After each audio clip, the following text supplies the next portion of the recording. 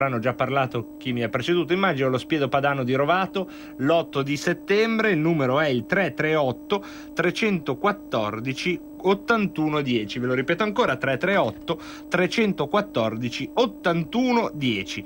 Queste sono le principali feste, ma non dimentichiamo ad esempio anche altri appuntamenti. C'è quello di Pinzolo il 31 agosto 2019, ci sarà Matteo Salvini alle 9:30, alle 7 invece in Piazzale delle Funivie apriranno cucine e bar, e poi tanti interventi politici con Mirko Bisesti, Roberto Paccher, Maurizio Fugatti, Edoardo Rixi, Alessandro Morelli e Massimo Garavaglia. Questo è Pinzolo. Di Rovato abbiamo già detto. Non perdetevi anche settimana prossima a Terni la festa provinciale, la prima festa provinciale della Lega di Terni al Parco della Fonte San Gemini, 6 e 7 di settembre. Andiamo anche a darvi invece contezza della festa più cicciutella, come direbbe Abbatantuono dei tempi buoni, quella che c'è a Bergamo ancora questo weekend.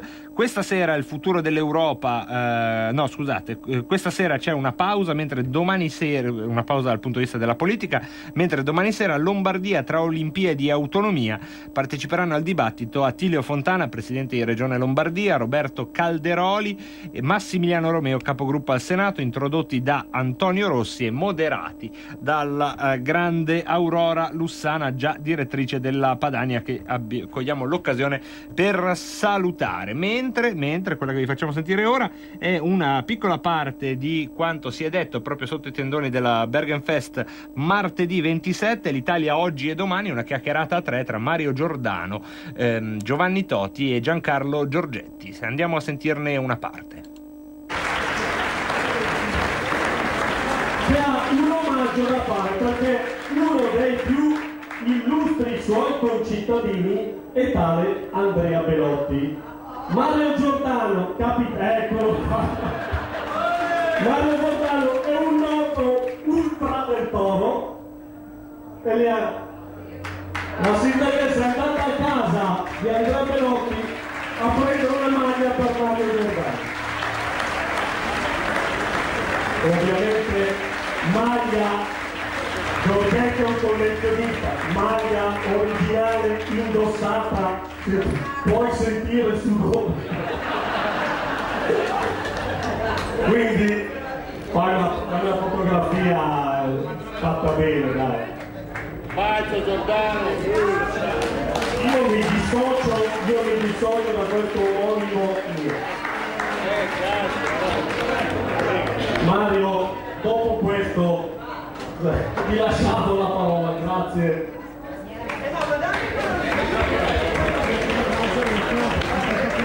No, guarda, io sono con voi, quindi tu hai fatto l'abbonamento a Frattempo? Hai fatto l'abbonamento a Frattempo?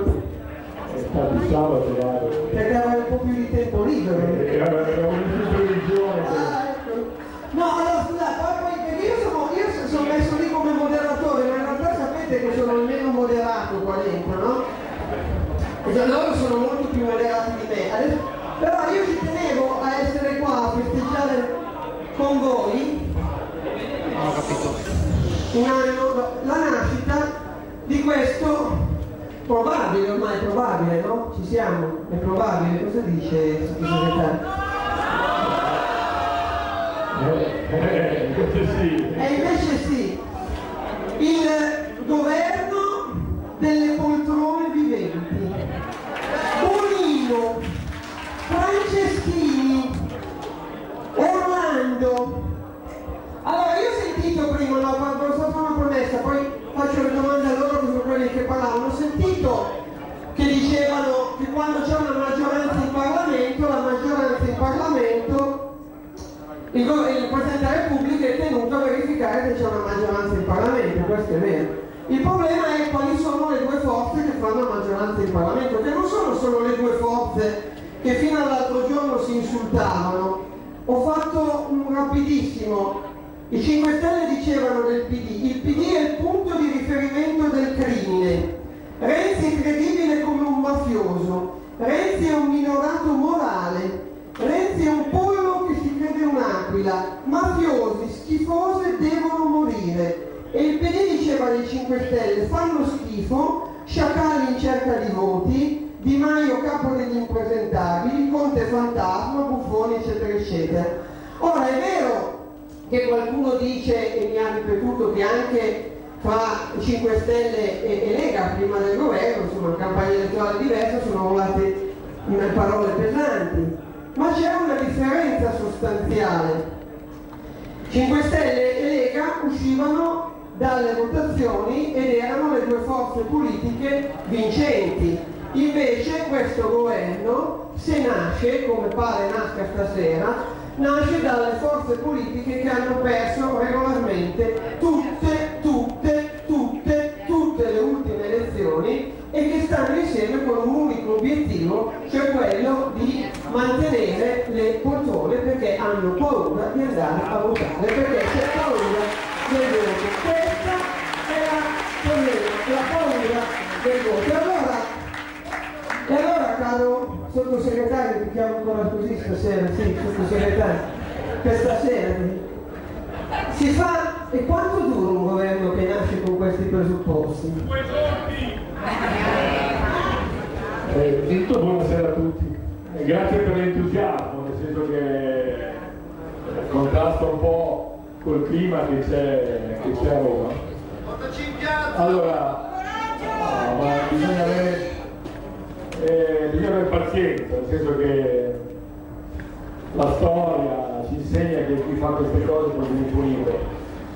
Io non so, siccome la motivazione è quella, l'unica vera motivazione è di eliminare il pericolo che democraticamente il popolo italiano possa votare Salvini Premier, questo governo durerà fin quando, diciamo così, questo pericolo risulterà essere, diciamo, immanente. Quindi basta scendere nei sondaggi e io suggerivo a Matteo in questi giorni, facciamo uscire qualche sondaggio che ci dà il 20%, il 18% e magari tutta questa fregola, diciamo, di andare al voto veniva superata. Diciamo che tutto quello che sta accadendo l'avevamo in qualche modo messo in conto, previsto. Tutto? Sì. Diciamo che abbiamo cercato di anticipare una situazione che si stava ormai evidentemente consolidando e al netto della necessità quasi ormai diciamo di sopravvivenza per il Partito Democratico di stare nei luoghi di potere, perché altrimenti muore per asfissia, mancando, diciamo così, innervamento nella società, nell'radicamento della società. Quello che appare evidente, credo, nelle ultime ore è questa decisione da parte delle cancellerie internazionali di mettere sotto tutela l'Italia, cioè di evitare che l'Italia potesse andare in una direzione non gradita. Questo governo oggettivamente viene concepito al G7 a Biarritz. È stato concepito al G7 di Biarritz. Mi sembra abbastanza evidente a questo punto e quindi vedremo che cosa farà nell'interesse del popolo italiano o magari non semplicemente del popolo italiano.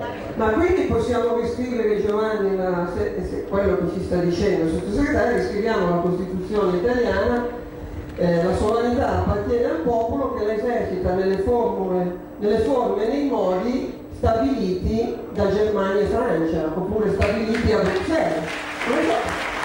Almeno esplicito. Ci sono anche dei giochi dove chi fa meno punti vince. Ci sono anche dei giochi dove, come dire, se acquisti meno consenso alla fine vinci. Tanto grazie per l'invito, è vero, il 4º anno che vengo, da quando sono governatore della Liguria vengo alla Berry Fest tutti gli anni e vi ringrazio per l'affetto e per i casoncelli.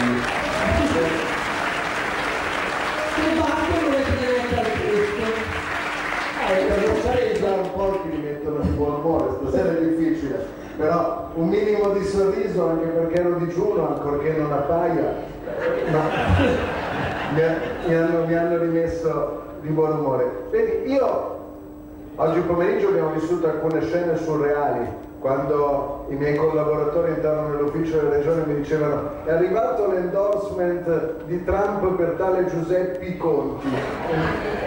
Ma è uno scherzo, l'avete trovato su Osho? No, è vero, giuro, è su Lanza. poi è arrivata il ringraziamento di Bill Gates per la grande sensibilità di Conte, poi è arrivato il Dalai Lama che ha fatto suonare le campane tibetane per perché c'era qualcosa che non funzionava, si capiva durante il corso della giornata. Ma vedete, io non sono, questo è un governo in cui i falegnami costruiranno un sacco di poltrone, perché non sono solo quelle che si spartiscono adesso, attenzione, poi arriva l'anno prossimo dove scadono Eni, dove scade Leonardo, dove scadono tante aziende che hanno controllato e gli spiaceva lasciarle. Ma io non sono preoccupato dalle poltrone loro, io sono preoccupato francamente da tutti gli altri, perché questo è un paese oggi che ha bisogno di delle decisioni. Ve lo dico da governatore che tutti i giorni si sveglia, lo potete chiedere ancor più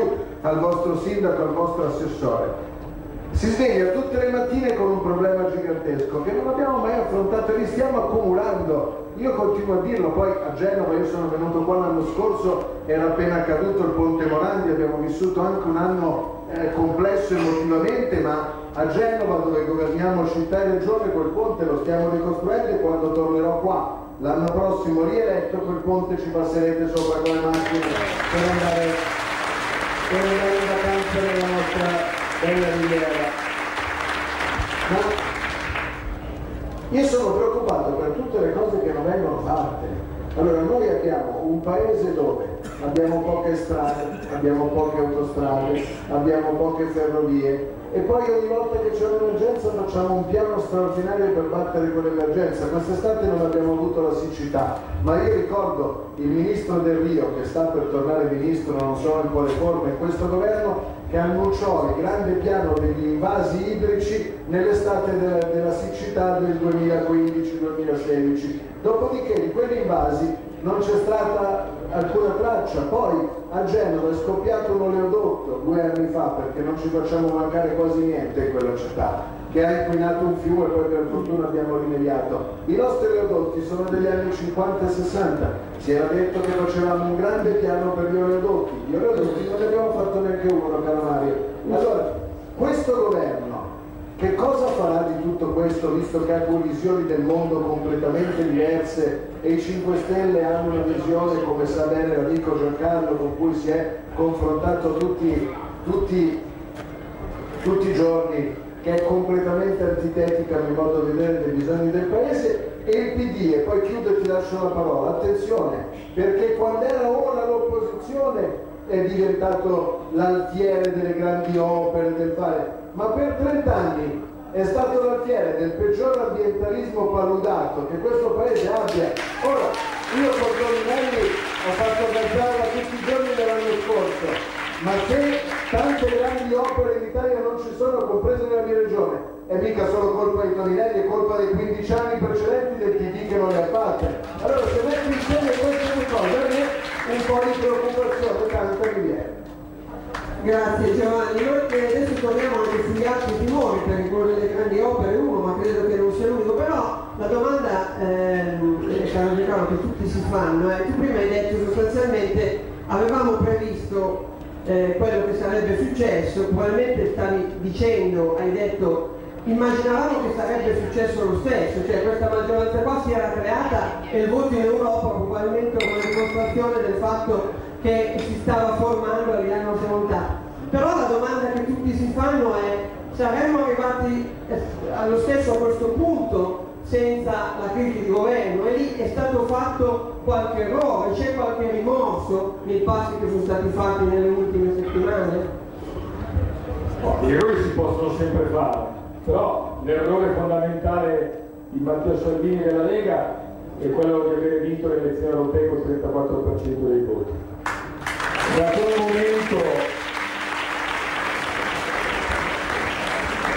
quel momento, vincendo così tanto, Salvini è diventato il pericolo numero 1 in Italia, non solo in Italia, che doveva essere in qualche modo limitato, depotenziato, e da lì sono cominciate alcune cosette di vario ordine di tipo, che però tutti quanti hanno capito.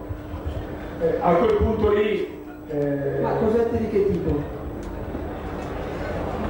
Diciamo che qualche incidente di percorso teso a delegittimare la figura di Salvini, dalla Russia a in giù. Noi, voglio dire, questa cosa qua, questo troppo successo delle elezioni europee abbiamo cominciato a pagare, e nell'attività di governo noi potevamo decidere due strade. La prima strada, quella di stare lì al governo tutti quanti a ricoprire i nostri incarichi. Io continuavo a fare il sottosegretario al Presidente del Consiglio, Matteo Salvini ministro dell'Interno, Settimana dell'Agricoltura, eccetera eccetera, non facendo più niente però, cioè ricoprendo la carica, andando sui ministri, proponendo delle cose che rimanevano lettera morta.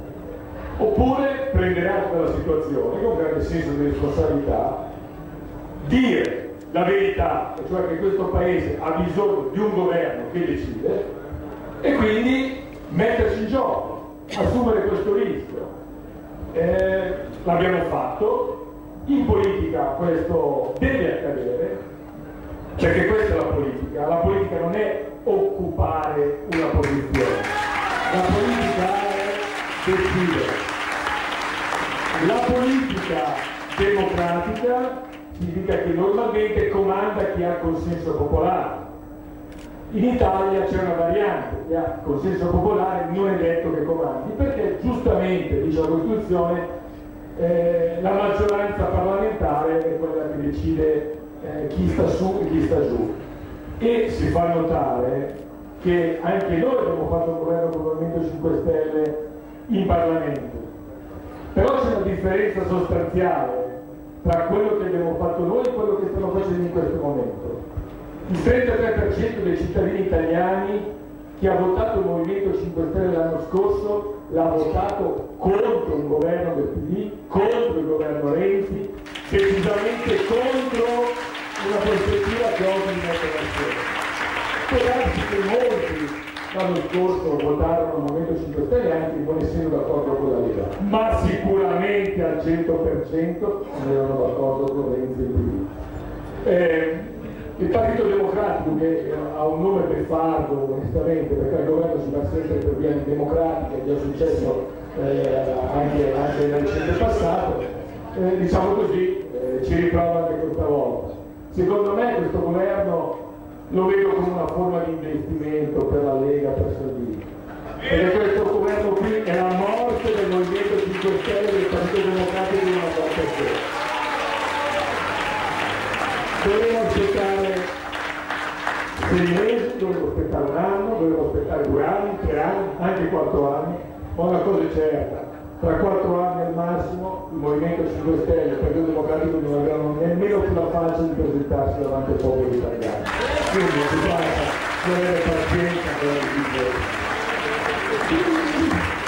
Non è neanche vero quello che è stato abbondantemente scritto, che sui tempi delle scelte si poteva fare in modo diverso, si poteva fare meglio, sarebbero state conseguenze diverse, le conseguenze sarebbero state estese.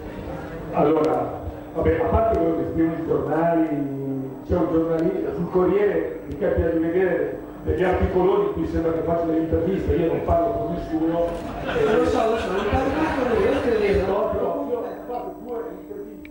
Noi ci fermiamo un attimo qui, una breve pausa, e poi vi facciamo sentire un'altra parte di questi interventi alla Bergenfest, e quindi restate con noi. Segui la Lega? Per la tua pubblicità su Radio Padania Libera, scrivi a spot@radiopadania.net. Porta con te ovunque RPL. Scarica l'applicazione su smartphone o tablet dal tuo store o dal sito radiopadania.org. Cosa aspetti?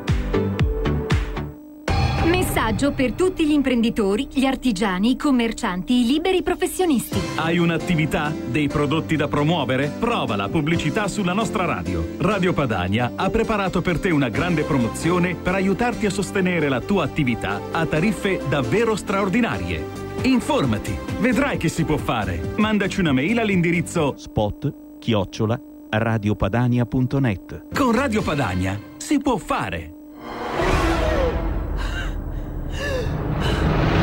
Pensa a respirare. Ora abbandonati. Che cosa Fiducia. Oscurità. L'equilibrio. È tanto più grande. È stato un risveglio. Hai sentito? Conosco una sola verità.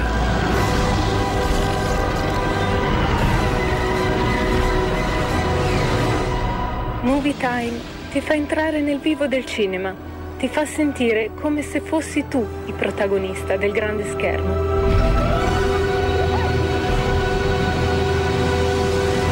Ogni sabato dalle ore 16. Un nuovo modo per sostenere la tua radio. Visita www.radiopadania.net. Nella pagina principale troverai un pulsante Donazione. Ti basta un clic e potrai versare il tuo contributo volontario direttamente online. Potrai donare con ogni tipo di carta di credito, anche prepagata. Ti aspettiamo online su www.radiopadania.net. Sostieni la tua radio con il tuo contributo volontario. Radio Padania Libera. Diamo voce alla nostra gente. E rieccoci, siamo nello speciale fest, ma mai come oggi pregno di politica. Sentiamo ancora l'ultima parte dell'intervento di Giancarlo Giorgetti alla Bergenfest di pochi giorni fa.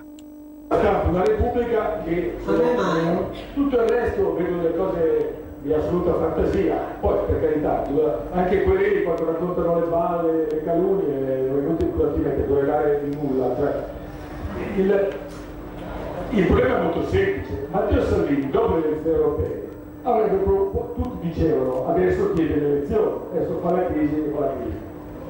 Salvini, in un atto di suprema lealtà nei confronti di Di Maio, disse no, io non credo in elezioni perché ho fatto un accordo di governo e penso che si possa continuare a governare, nonostante un mese di insulti di campagna elettorale delle elezioni europee che voi ricorderete tutti nei confronti di Salvini. E perché pensava che si potesse continuare a governare come è stato fatto nel primo anno di governo, nei primi 10 anni di governo. Ha dovuto prendere atto che effettivamente questo non avveniva la sua autonomia, non avveniva la sua giustizia, e quindi ha preso una decisione autenticamente politica che è tipica di una democrazia parlamentare, dove esiste una maggioranza e un'opposizione. Però nel vocabolario del Partito Democratico non esiste la parola opposizione, esiste sempre maggioranza. Loro non possono stare in opposizione perché li vogliono in qualche modo spissiare. Quindi in un modo o nell'altro devono sempre stare in maggioranza. E per noi non è così, dobbiamo andare in opposizione, sapendo e avendo la consapevolezza che però è il sentimento largamente maggioritario del popolo italiano. Vedremo che cosa combinano. Adesso si sono messi d'accordo sulle poltrone, o meglio, adesso sulle poltrone, ok, poi le spartiamo. Poi adesso si sono messi a vedere il programma, perché se c'è un programma comune viene dopo, no? E la conferma che la politica purtroppo è un'altra cosa. La politica è fatta di ideali, di visioni, di progetti, di programmi, però qualcuno la interpreta prima le poltrone e poi tutto il resto. È una malattia di questo paese che lo condanna poi a essere in qualche modo nella palude in cui ci ritroviamo da troppi anni. Segui la Lega è una trasmissione realizzata in convenzione con La Lega per Salvini Premier. E rieccoci tornati. Come detto, lo Spazio Fest oggi è stato particolarmente denso anche di politica, complice la densità del menù politico offerto dalla festa della Lega di Alzano Lombardo, ma restiamo proprio nella densità di questi mesi. Poi apriremo le linee a tutti voi e tutte voi per parlare dell'oggi e del futuro di questo governo 5 Stelle PD, di quali prospettive ci sono, di quale giudizio date. Ecco, uno però degli elementi che sembra essere nell'occhio del ciclone delle intese programmatiche tra 5 Stelle e PD, da una parte non ci sorprende dalla parte PD, dall'altra devo dire un po' ci sgomenta, perché vuol dire avere davvero una capacità di cambiare bandiera al di là anche di ogni diciamo così, prevedibile opportunismo politico. Stiamo parlando del fatto che tra i primi provvedimenti che forse metteranno in discussione ci sono i decreti sicurezza, quelli che sostanzialmente hanno permesso a Matteo Salvini in modo legale di arginare il flusso migratorio, di interdire l'ingresso in acque italiane alle navi delle ONG con un'invenzione giuridica, nel senso migliore del termine, che è quello del passaggio non inoffensivo di una nave nelle acque territoriali italiane. La spiego come l'ho capita, se ci sono dei giuristi mi perdonino e mi aiutino a fare meglio scrivendoci magari un WhatsApp. Ecco, il passaggio non inoffensivo, questo è l'elemento giuridico nuovo che ha permesso i sequestri di molte navi delle ONG dopo il loro attracco negli ultimi 2 mesi sostanzialmente, ed è una via di mezzo tra quello che era già normato, ossia un passaggio offensivo di una nave, che so, una nave da guerra di una potenza non autorizzata o una nave pirata, criminale, insomma quelle robe lì, armatiche, e un passaggio inoffensivo, ossia di una nave che sta percorrendo una rotta ed è pienamente autorizzata a farlo. Ecco, questo passaggio non inoffensivo sarà uno degli elementi su cui si giocherà poi la partita legale sul testo del decreto sicurezza, e noi approfittiamo delle nostre rubriche rituali proprio per tornare indietro nel tempo e, con le parole dell'onorevole leghista Flavio Di Muro, andare ai giorni, non sono tanti giorni fa, era il 22 di luglio, in cui si approvava il decreto sicurezza bis. Sentiamo che cosa diceva in quei giorni proprio Flavio Di Muro e cosa si diceva in Parlamento. Qui Parlamento. Sì, grazie Presidente, onorevoli colleghi. Siamo qui oggi a svolgere la discussione generale sul decreto sicurezza bis. Quindi lo dice il nome stesso, questo fa seguito a un decreto sicurezza 1, il primo di questo governo, e quindi ci troviamo anche a fare una breve analisi di come è stato attuato. È chiaro che dai banchi della Lega, dai banchi della maggioranza, non può che esserci soddisfazione degli effetti del primo decreto sicurezza, che, lo vogliamo ricordare, tratta di riorganizzare le norme a livello nazionale non solo sull'immigrazione, ma anche sulle forze dell'ordine, sulle forze di polizia, su tutto quel mondo che riguarda la sicurezza e l'ordine pubblico, che in particolare a noi della Lega sta tanto a cuore. Lo dimostra anche quello che gli italiani tutti i giorni ci dicono ai nostri gazebo per le strade, almeno a noi che siamo i loro rappresentanti in quest'Aula. Quindi oggi parliamo del decreto sicurezza bis, che si rende necessario per integrare il decreto sicurezza 1, perché abbiamo visto, non ultimo il caso della Sea-Watch, che determinate condotte commesse in questo Stato o da parte di chi vuole arrivare in questo Stato meritavano un'attenzione particolare, specifica. Certi comportamenti noi li vogliamo affrontare con determinazione, pertanto nel decreto sicurezza bis andiamo a evidenziare talune fattispecie, a dare determinate risposte concrete. Partendo dall'articolo 1 c'è una competenza nuova che viene affidata al Ministro degli Interni di limitare o vietare l'ingresso, il transito o la sosta nelle acque territoriali nazionali di talune navi, imbarcazioni che per motivi di ordine e sicurezza, appunto, tra le altre cose vanno a violare le leggi in materia di immigrazione. Abbiamo sentito molte polemiche da parte del Partito Democratico, da parte delle opposizioni, dicendo questa norma è incostituzionale, contraria alle convenzioni sui diritti dell'uomo, comunque di carattere intergovernativo, internazionale. Invece c'è da apprezzare che cosa? La volontà politica, per la prima volta in questo Paese, da parte di un Ministro degli Interni, quindi di Matteo Salvini, di avere su di sé delle responsabilità specifiche che certo compierà in raccordo con gli altri ministeri e informando il Presidente del Consiglio dei Ministri, ma non possiamo che apprezzare la volontà di metterci la faccia e, se vogliamo, anche una responsabilità diretta nel gestire a beneficio della sicurezza e dell'ordine pubblico in quanto massima autorità l'arrivo di queste navi nel territorio italiano. Ma andiamo poi a vedere nei successivi articoli cosa succede in caso di violazione di questo ordine.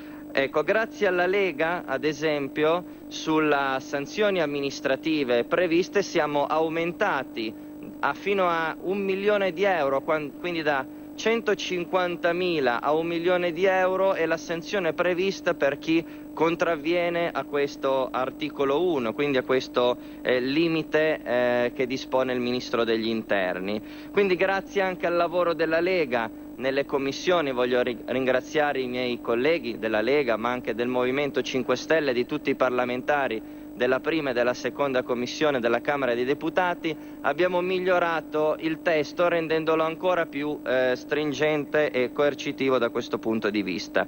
Appunto abbiamo aumentato la sanzione amministrativa, abbiamo previsto la responsabilità solidale, il che significa che sarà tenuto a pagare questa sanzione il comandante della nave, ma se si rifiuterà, non si sa bene per quale motivo, interverrà l'armatore o il proprietario della nave, salvo poi un'azione di rivalsa nei suoi confronti.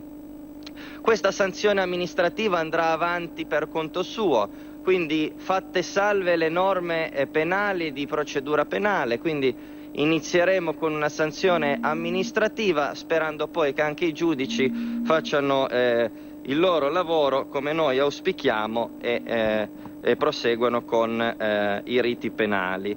È prevista anche la confisca immediata dell'imbarcazione che va a commettere questo tipo di reato con gli oneri di custodia a carico appunto del proprietario o dell'armatore, salvo che, e questo è anche un auspicio, che vengano utilizzati proprio dal Ministero degli Interni o della Difesa, dalle forze dell'ordine per il contrasto a questi fenomeni di immigrazione clandestina. C'è anche una previsione di arresto obbligatorio per resistenza o violazione della nave, dell'imbarcazione che si mette nelle acque territoriali e che va contro una nave da guerra. Anche questo l'abbiamo visto negli scorsi giorni, nelle scorse settimane. È inaccettabile che oltre violare l'ingresso sul nostro territorio, seppur di carattere marittimo, abbiamo anche degli atteggiamenti ostili nei confronti dei nostri militari e delle nostre forze dell'ordine che fanno il loro lavoro per difendere i nostri confini.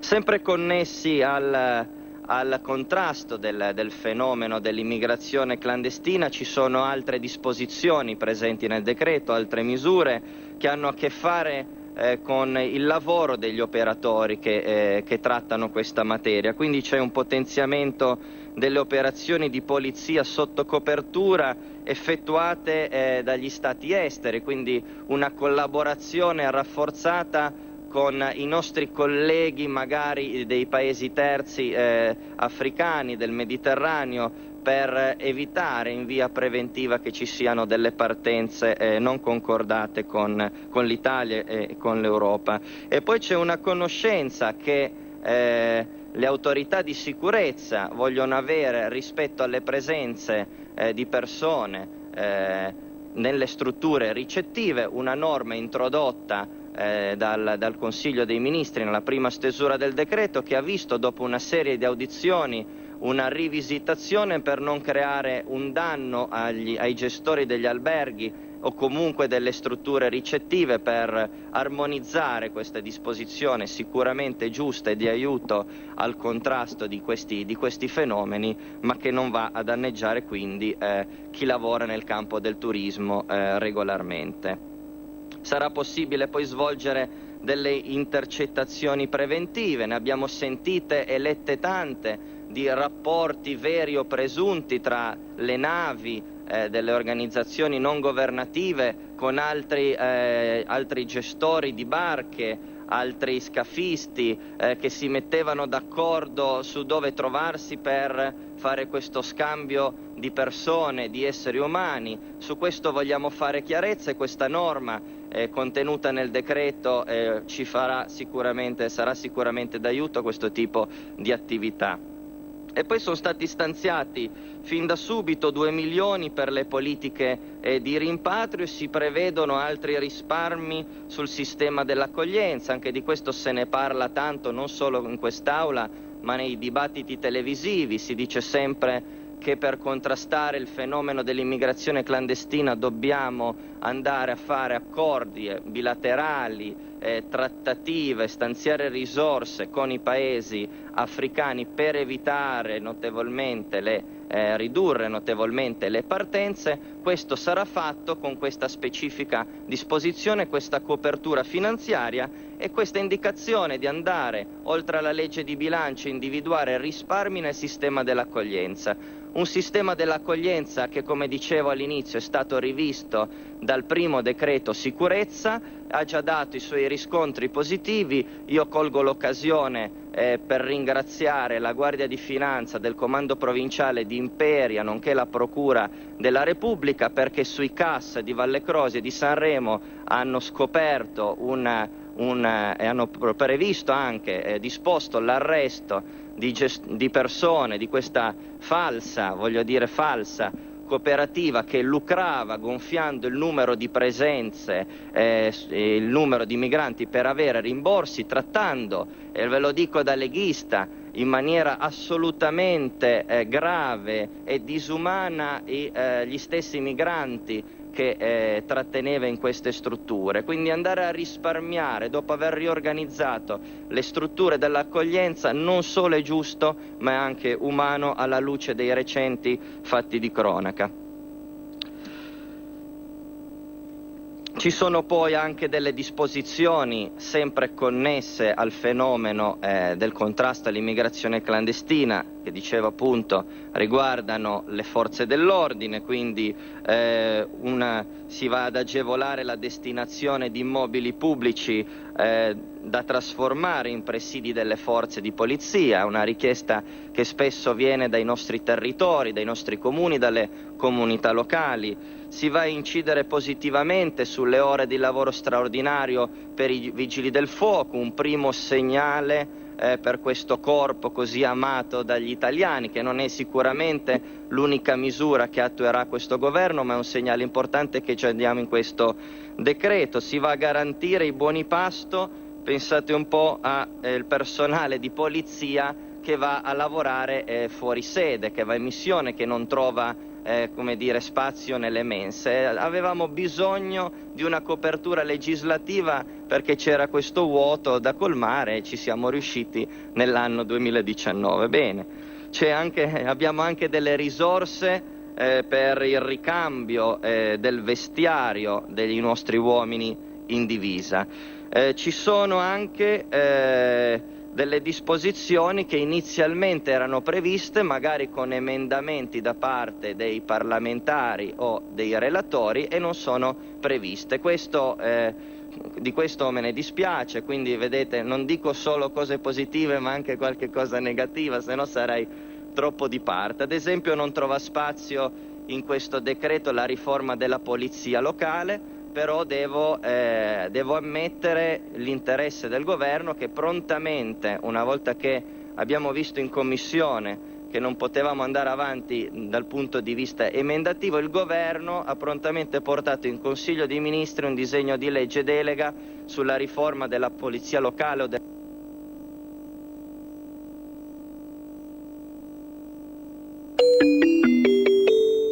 Qui Parlamento. E rieccoci con la nostra diretta. Insomma, il decreto sicurezza non è soltanto un titolo, come in parte ha avuto modo di spiegare Di Muro in questo file che vi abbiamo volutamente mandato dal nostro archivio, perché racconta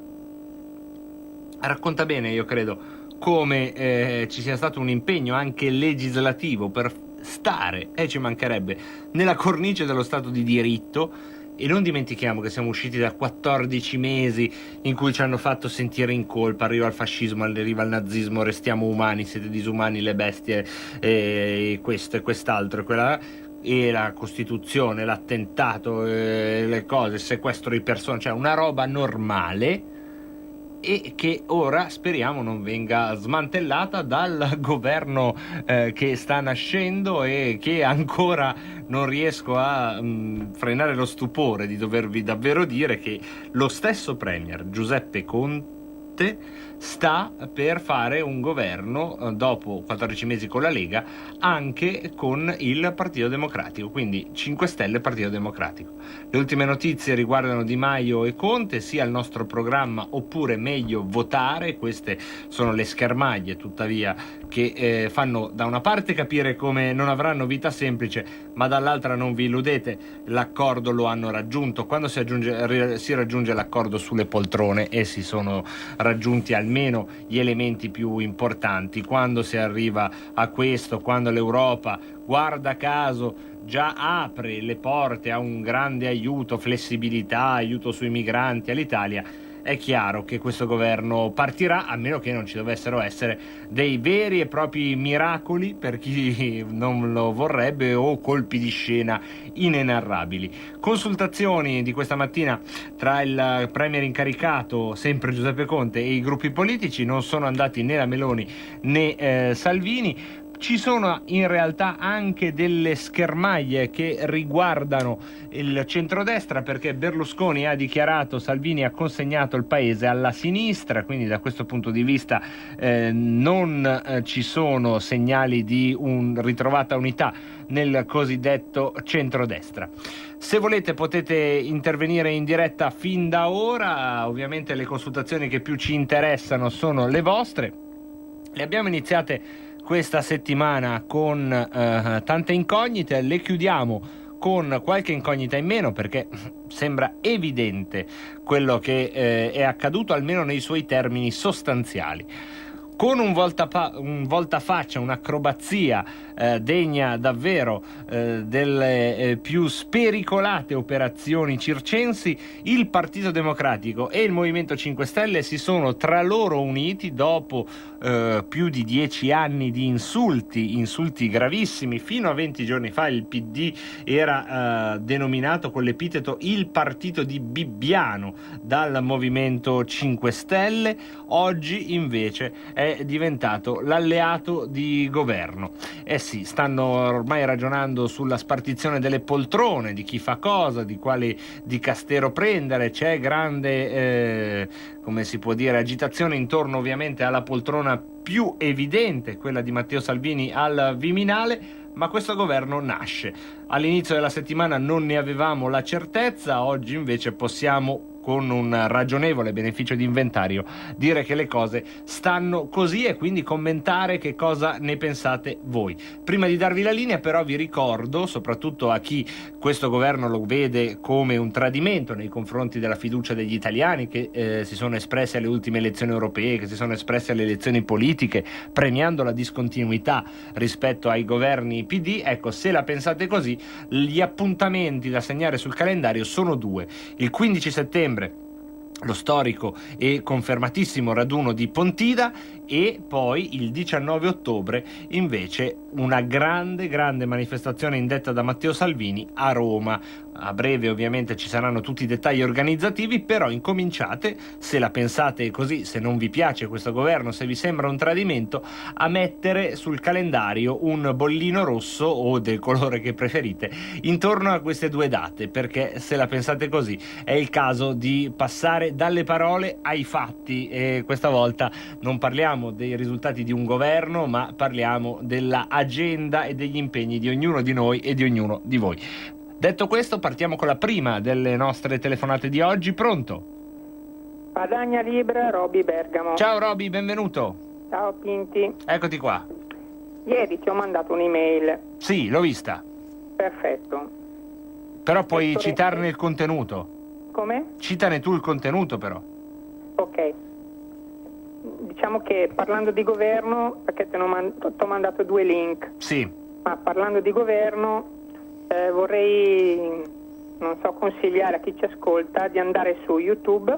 Sì. Cercare Francesco Amodeo, che ci spiega il perché di questa caduta di governo, e poi vabbè, se vuoi la racconti tu dopo.